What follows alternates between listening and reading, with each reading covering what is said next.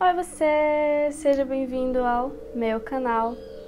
De antemão eu peço desculpas se a iluminação não tá muito boa, eu não sei o que aconteceu por aqui. Eu costumo gravar com a luz da janela e com a ring light, só que como eu tô só usando óculos agora, eu não tô usando mais lente de contato, eu diminuo a luz que vem diretamente pra mim, porque senão fica fazendo reflexo nos óculos. E isso vinha dando certo, mas hoje aparentemente decidiu que não ia dar e eu tô aqui respeitando o tempo da câmera se ajustar mesmo. E como vocês já sabem, eu me chamo Olga e hoje eu trouxe para vocês o caso da família Tromp, que foi muito pedido nos comentários aqui do YouTube e lá no Instagram também. E dito isso, roda a vinheta.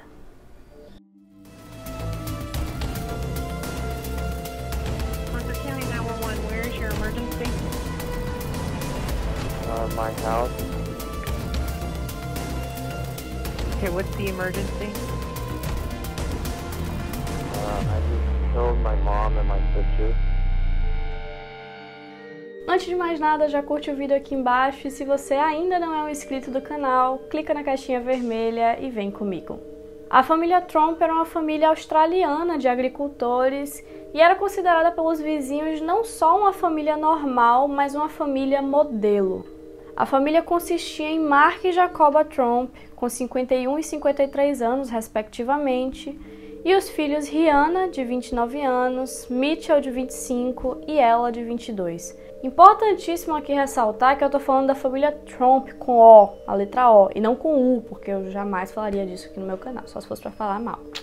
A casa onde moravam era uma verdadeira mansão, muito grande mesmo, onde os 5 viviam confortavelmente e viviam apenas da plantação que tinham no terreno e dos serviços de terraplanagem que ofereciam.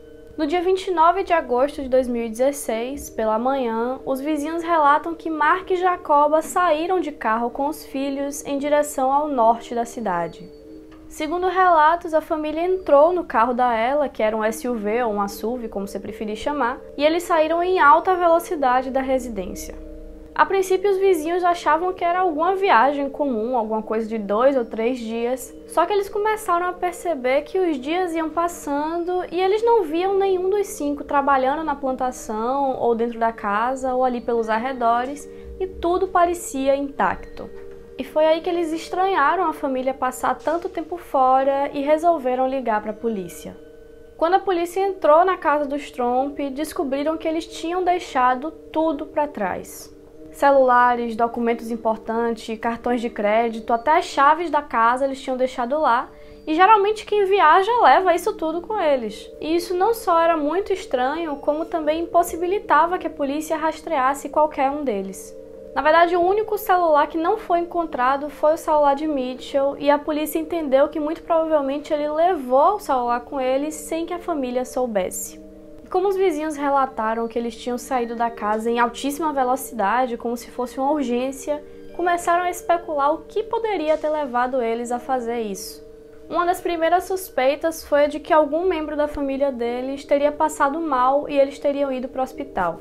Só que de qualquer forma, alguma coisa teria acontecido no meio do processo, ou na ida deles para o hospital, ou na volta, porque nenhum deles tinha voltado, nem mesmo para fazer a manutenção da casa, da fazenda, dos animais. E sem contar que ninguém sai para o hospital sem levar documento algum, então realmente não fazia sentido. Pouco tempo depois chegou até a polícia que Mark e Jacoba estavam passando por períodos muito intensos de estresse seguido de paranoia. Isso teria começado por Mark, que passou para Jacoba e juntos eles teriam convencido os filhos de que eles estavam correndo perigo, estavam sendo perseguidos e precisavam fugir. Mais tarde a polícia conseguiu rastrear o celular de Mitchell e descobriram que ele muito provavelmente tinha conseguido manter o celular durante 30 quilômetros até que a família descobriu que ele estava com o telefone e obrigaram ele a jogá-lo pela janela. Os Tromp dirigiram o dia inteiro até a cidade de Bathurst, a 800 km de Sydney, e na terça-feira, dia 30, por volta das 7 da manhã, Mitchell fugiu de onde estava com a família. Ainda na manhã de terça, o restante da família seguiu para o leste, indo até as cavernas de Jenolan, que é um ponto turístico bem popular da região. E chegando nessas cavernas, Rihanna e ela aproveitaram um momento que os pais não estavam olhando, roubaram um carro que estava perto e também fugiram. Em seguida, as duas foram até o sul da cidade de Goulburn, onde procuraram a delegacia e relataram que seus pais estavam desaparecidos. A essa altura, o caso já tinha chegado na mídia, principalmente na mídia local, e estava todo mundo acompanhando o caso. Até porque, venhamos e convenhamos, que não é nem um pouco comum uma família que teoricamente estava bem de vida, tinha dinheiro, tinha uma mansão, resolver sumir assim, do nada. Menos comum ainda fugir sem levar nem documento, nem dinheiro, nem nada. Já em Goulburn, em um posto de gasolina, a Ella contou para a Rihanna que queria voltar para casa porque estava preocupada com os cavalos que eles tinham na propriedade. Então, nesse momento, as duas decidiram seguir caminhos diferentes. Essa parte da separação das irmãs ela é meio nebulosa, cada veículo de notícia diz uma coisa, mas majoritariamente eles falam que a versão é essa mesmo, que a Ella decidiu voltar para casa porque queria cuidar dos animais da fazenda e a Rihanna decidiu continuar ali. A Ella voltou para casa na terça-feira à noite e foi a primeira dos Tromp a voltar para a residência. Então ela imediatamente foi bombardeada não só por policiais procurando informações, mas também por repórteres, fotógrafos e principalmente curiosos que queriam entender o que estava acontecendo. Na manhã de quarta-feira foi a vez de Mitchell voltar para casa. E os dois, apesar de muito assustados, estavam bem física e mentalmente e conseguiram até conversar com algumas pessoas que estavam ali na residência. E isso, infelizmente, não foi o caso de Rihanna. Depois que se separou de ela, a Rihanna entrou desapercebida no fundo de uma caminhonete que estava estacionada em Goulburn, e só mais de uma hora depois de já ter saído do local foi que o dono percebeu que ela estava na caçamba. No meio do trajeto, ele ouviu um barulho na parte de trás do carro, e foi aí que ele parou o veículo e quando abriu a caçamba, encontrou Rihanna em um estado quase que catatônico, sem saber dizer nem o nome e nem de onde ela tinha saído. Rihanna passou vários dias internada em um hospital de Goulburn fazendo tratamentos psiquiátricos e não foi acusada de roubo do veículo por conta do seu estado mental. Ela, por sua vez, foi sim acusada de roubo de automóveis. Em uma entrevista depois do caso, o Mitchell falou que, de fato, tanto o pai quanto a mãe dele meio que entraram em parafuso em meio a essas crises nervosas. E o Mitchell decidiu levar o celular porque ele queria ter a segurança de poder ligar para alguém caso alguma coisa acontecesse com eles no processo. Porém, os pais descobriram e obrigaram ele a jogar o celular da janela do carro porque eles tinham certeza que quem estava perseguindo eles estava rastreando a família pelo GPS do celular. E apesar das coisas parecerem estar se acalmando, já que agora os 3 filhos da família estavam em segurança, Mark e Jacoba continuavam desaparecidos e ninguém fazia a menor ideia de onde eles poderiam estar. A essa altura do campeonato, o caso já tinha sido disseminado pela mídia internacional e todo mundo queria saber o que tinha acontecido para deixar a família assim. Mark e Jacoba acabaram voltando para Melbourne na quarta-feira e cerca de 600 quilômetros ao sul, eles também decidiram se separar. Não se sabe como, mas Jacoba conseguiu ir para o norte e isso realmente é um mistério porque ela não levou o carro e eles não tinham dinheiro para viajar assim. E ela foi encontrada vagando pela estrada, totalmente desorientada, a cerca de 350 quilômetros de onde as filhas dela se separaram. As pessoas que encontraram Jacoba disseram que ela estava praticamente no mesmo estado em que Rihanna foi encontrada, completamente desorientada, sem saber dizer o próprio nome e muito agitada. Como eu falei, o caso já era conhecido da mídia e acabaram reconhecendo Jacoba como a mãe da família Tromp, e foi isso que possibilitou que atendessem ela e ajudassem ela tão rapidamente. Jacoba também foi levada ao hospital, recebeu tratamento psiquiátrico e pouco depois foi levada para o mesmo hospital onde estava a filha. O Mark, por sua vez, estava em Wangaratta, que ficava mais ou menos a 350 quilômetros de onde Jacoba foi encontrada. Um casal que passava de carro reconheceu o veículo pelas notícias, que era o carro de ela, e resolveu segui-lo para ver se realmente era Mark que estava ali dentro. E aí, em determinado momento, Mark parou o carro, o casal parou um pouquinho mais atrás, e aí Mark desceu do carro e foi em direção a eles. E mais uma vez o relato fica um pouco turvo aqui, alguns lugares dizem que Mark ameaçou o casal, e outros dizem que ele nem mesmo chegou perto do carro. Mas de qualquer forma, logo em seguida ele entrou em um mato próximo ao local e abandonou o carro de ela ali mesmo na estrada. Foram relatadas à polícia diversas invasões em casas e estabelecimentos da região, incluindo um hotel, e na grande maioria a descrição do invasor batia com a de Mark. Enquanto isso, na casa dos Tromp, ela e Mitchell deram a primeira entrevista e já aparentavam estar bem melhores do que quando chegaram.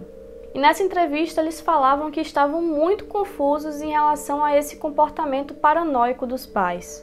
Mitchell comentou que eles nunca tinham se comportado daquela maneira e que ele só queria que o pai fosse encontrado são e salvo, pois ele não era um indivíduo perigoso. E então, 6 dias depois da fuga, Mark foi encontrado em uma estrada próximo ao aeroporto de Wangaratta. Ele foi interrogado pela polícia e foi assistido por diversos médicos, incluindo psiquiatras e psicólogos, e todos eles foram unânimes em dizer que o estado de saúde dele, tanto física quanto mental, era muito melhor do que a de qualquer outro membro da família Tromp, o que é, no mínimo, estranho. Em seguida, Mark foi levado para casa e não só evitou os repórteres, como foi fotografado dando o dedo e xingando quem estava por perto. Mais tarde, ele fez uma declaração se desculpando por suas atitudes e pela dor e preocupação que causou à comunidade. Além disso, tentou cobrir os custos dedicados à busca por ele e pela família. Um dos oficiais da cidade que trabalhou no caso conta que esse foi, sem dúvida, um dos casos mais estranhos que ele já viu em 30 anos de profissão. A família passou por uma série de exames e não constataram nem problemas de saúde mental e nem o uso de drogas em nenhum deles. E por uso de drogas eu quis dizer evidência de drogas nesse período em que eles passaram desaparecidos. Além disso, a família não pertencia a nenhuma seita ou grupo religioso que pudesse influenciá-los a fazer isso, nem muito menos tinha dívidas com outras pessoas que pudessem ocasionar a fuga. Uma das principais teorias criadas fala que eles possivelmente usaram algum químico na plantação ou alguma coisa que eles plantavam produziu alguma toxina que levou eles ao delírio. O que eu acho pouco provável, pelo menos na parte da plantação deles ter produzido alguma toxina, porque eles plantavam a mesma coisa há muito tempo. Então, possivelmente, nesse meio tempo já teria acontecido alguma coisa com eles. Outra teoria fala que o Mark e a Jacoba seriam envolvidos com a máfia e que em determinado momento eles foram ameaçados e decidiram fugir do país. A teoria mais famosa sobre esse caso fala que a família sofreu de uma espécie de surto coletivo, literalmente, que é conhecido como folie à deux ou loucura a dois. Eu não sei se eu pronunciei isso certo, porque, enfim, eu não falo francês, Duolingo, fica aí a oportunidade. Isso é um transtorno psicológico muito raro que geralmente acontece em famílias que são muito unidas, como era o caso dos Tromp. A loucura 2 foi criada para definir um casal francês do século XIX que entrou em paranoia ao mesmo tempo e, por serem muito unidos, um acabava reforçando o delírio do outro. Mas é muito interessante porque realmente faz muito sentido um reforçar o delírio do outro, e aí eu li e eu fiquei muito doido. Seja qual for a explicação, a polícia acabou encerrando o caso porque, segundo eles, independente de qual tenha sido a causa disso tudo, a partir do momento que a família estava reunida novamente e todos a salvo, ela passa a ser um assunto estritamente familiar. Na minha opinião, ainda que os pais realmente estivessem em surto, eu acho que levaria um pouco de tempo para eles conseguirem convencer os filhos disso, eu não sei. Talvez não fosse dessa maneira assim tão rápida, tão abrupta, e muito possivelmente os vizinhos teriam percebido isso, ou os amigos mais próximos. Enfim, não sei, não saberemos, ficaremos apenas nas teorias mesmo, mas eu espero que eles estejam bem e estejam recebendo o tratamento para seja lá o que tenha acontecido com eles. E esse foi o vídeo de hoje, eu espero que você tenha gostado do que eu produzi para vocês. Se você não fez isso lá no início, você tá pecando pelo erro, porque eu pedi lá no início, por que você não tá fazendo as coisas que eu peço? Tô pedindo com tanta educação pra você. Você tá me decepcionando. Mentira, boba, eu deixo. Pode curtir aqui embaixo agora, se inscreve no canal, ativa o sininho pra não perder os próximos, isso aí é muito importante. Comenta aqui embaixo o que é que você achou desse caso, se você já conhecia, se tá conhecendo agora, qual a sua teoria favorita sobre ele. E não esquece de sugerir temas para os próximos vídeos também. Eu não preciso nem falar para você compartilhar esse vídeo com todo mundo. E é isso. Um beijo e até a próxima.